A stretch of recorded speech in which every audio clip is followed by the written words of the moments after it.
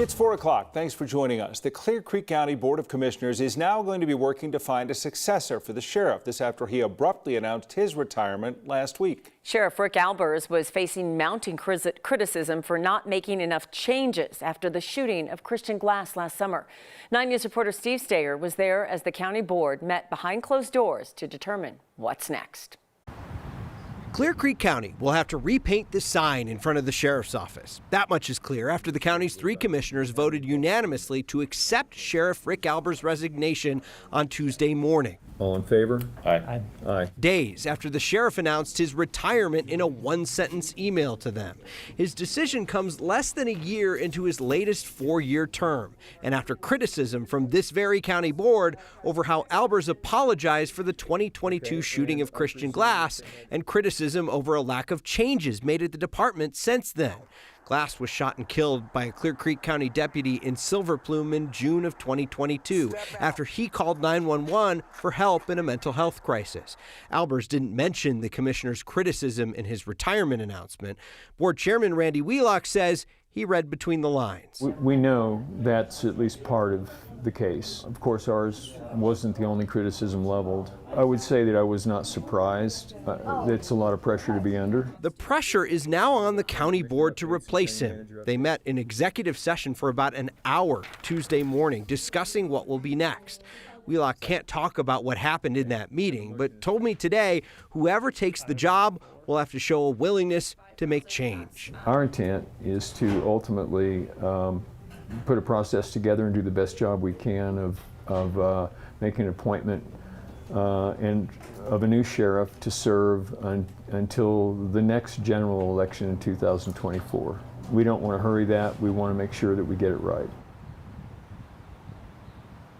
Albers came into the board chamber for a bit while the board was in a separate room meeting about his replacement, but he left before the board came back into session. So his last day will be August 3rd. His undersheriff told me today the sheriff has no further comment about his retirement. The board will likely appoint someone to fill the role of sheriff until 2024, when voters can elect an interim sheriff to fill the rest of Albers' term, which ends in 2026. So voters will have to vote twice. They'll vote in 2024 and then again in 2026 to try to get the county back. You think of the size of that jurisdiction and what happened there, the size of the story, so much larger than the jurisdiction.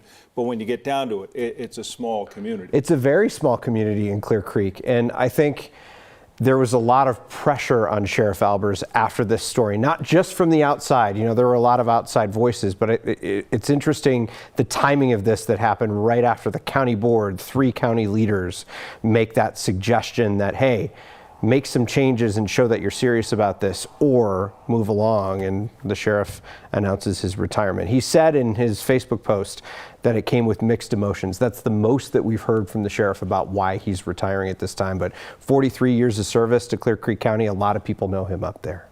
And even the interim position, they got to really get that right. Yeah, it'll be interesting to see what happens. We've heard from the county board that they want to see someone who's committed to making changes in Clear Creek County to try to get some crisis response in place so another incident like Christian's doesn't happen again. So they got a lot of work to do up there.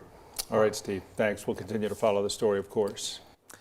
Well, another smoldering day here weather-wise. You can see maybe some rainfall in there, at least some virga dropping out of those clouds as we look over the skyline of Denver. Kathy joins us now. Kathy, as we live in the 90s again, we have to think of all those poor people living in the southern United States who have been absolutely getting baked, much worse than we've been. Oh, for days and weeks on end. Yeah. And here we are, another day in the 90s, as you mentioned, but that's rain. There's a little bit of rain coming into this city with some of these storms. And Tom, you're exactly correct. Most of the time, this time of year, it's virga. The storms try to produce rain, but the base of the cloud so far from the ground, it comes out as wind and lightning. And we saw a lot of that last night.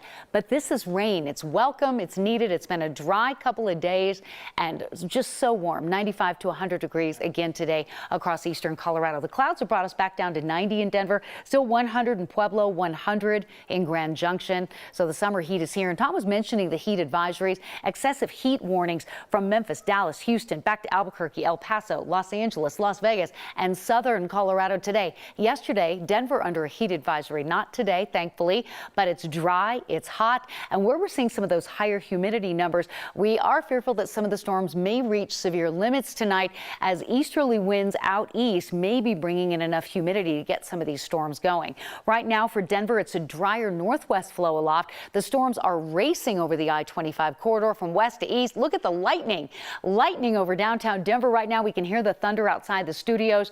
Nothing severe, but look at this. Just one little tiny cell right over downtown. So much thunder and lightning. Not a ton of rain, but if you get rain, count yourself lucky because not a lot of moisture tonight and tomorrow. But that comes in as a big change for us on Thursday with the arrival of a cool front. But look at this. Highlands Ranch, Denver, Lakewood, back to Arvada and Evergreen. A lot of lightning. So if you're outside or if you have kids out at sporting events, please be mindful. Lightning very, very dangerous with these storms moving through. Storm Prediction Center does not have us in the outlook for severe weather, but these general thunderstorms tonight can be mean with the lightning and the wind like you saw last night. Many of you throwing the patio furniture around. Maybe a brief shower tonight.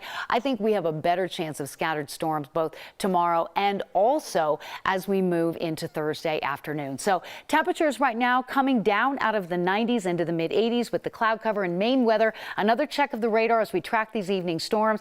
And unfortunately on Thursday, some of the storms could reach severe limits. We'll break down the timing of that just ahead. I'm looking forward to you coming back as I stopped paying attention to the entire weather portion there after you said, Tom, you're absolutely correct. Yeah, he gave up. He was good. You don't hear that very often. Huh? I heard that and I thought, oh my goodness. You're welcome. That's your quota for the year. That'll do So it. that's all you get. All right, we'll see you in a few minutes. Thank you, Kathy. In his first action as Denver Mayor, Mike Johnston declared homelessness a city emergency. This is something similar to what former Mayor Michael Hancock did during the migrant crisis. Well, 9 News political reporter Marshall Zellinger is with us now. Marshall, so what's the point of declaring a state of emergency?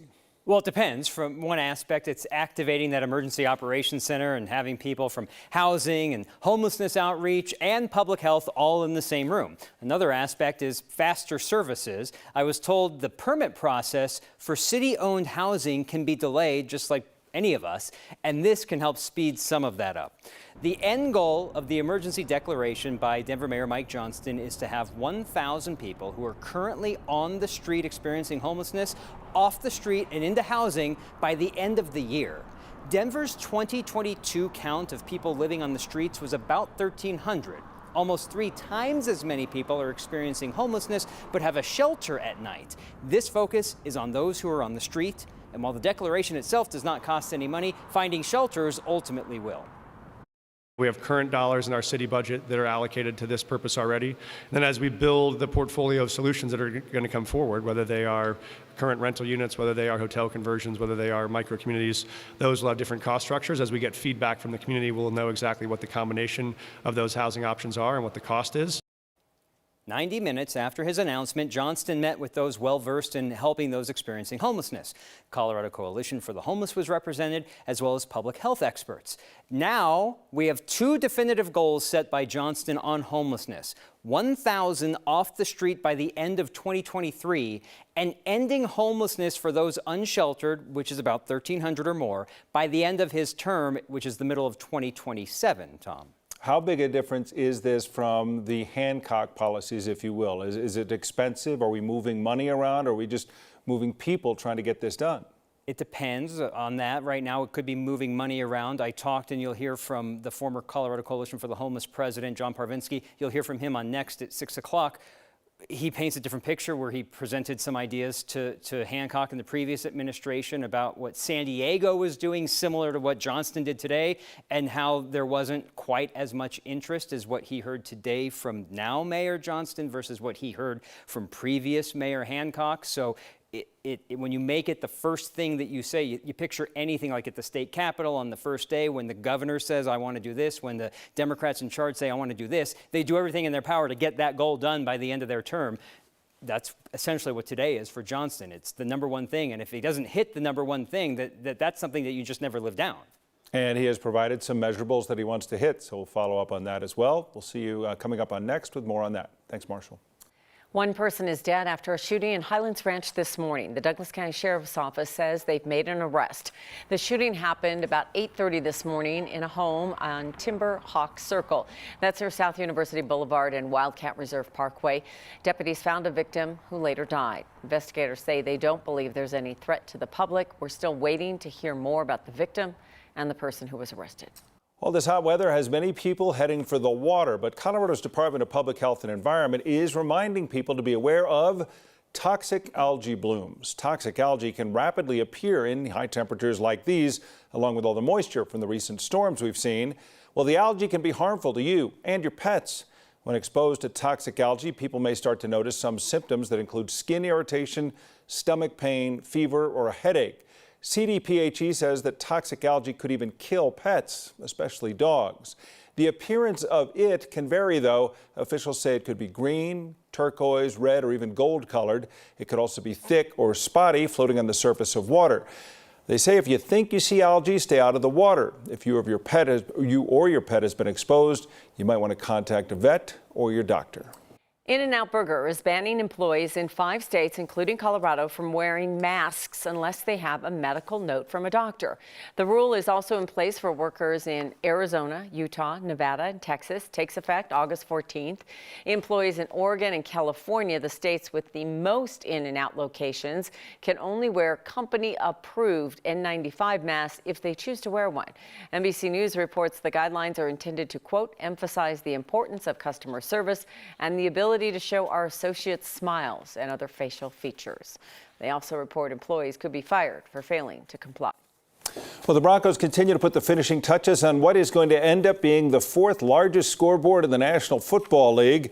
Let's take a live look at this odd thing they have on the scoreboard right now. And there's a glitch right there. You can see that one little black spot. Floating head. Yeah, they got to fix that one area by his eye, though. I know. What is that? That's like a big bug. They got some pixels that are out. Got to fix those pixels, or whatever they are.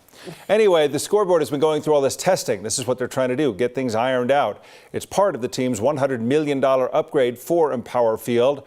As you can tell by looking at that scoreboard, it's exactly 72 feet high and 225 feet wide, which Kim was telling me is nearly double the original height. Is it? Yes, it is. You were telling me. I was telling you that. Of course, Taylor Swift. I thought you were going to say double my height. I was going to go, no, that can't be right. More still. Taylor Swift left town, so Empower Field does have a music festival this weekend. Ed Sheeran is scheduled for next month. The Broncos will finally get to return to the field. A preseason game will wrap things up for their preseason season on August 26th. I am mesmerized by the head just going across. Well, when you're testing a giant scoreboard, what you need is a blue outline of a face on an orange board. Yeah. That's standard. That's how we do it. What's the one little thing? That's a problem area. There's one at the top, and there's one there that I think they're going to have fixed pretty quickly once they ask me how to do it. You just got to get a little one of those little jeweler screwdrivers and start tweaking you're things. Good. Yeah, get in there. The head is just a lot. Just tweak it, and those pixels will come alive. You'll have a heck of a board then. Heck of a board. It does make the game much more enjoyable to watch. I mean, it's a little hard because, you know, we're like watching the field, but then you want to, I guess you watch the replay. So great. It's like being at home.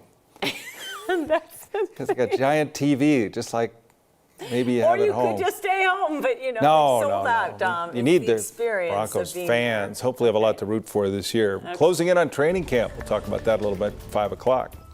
Well, the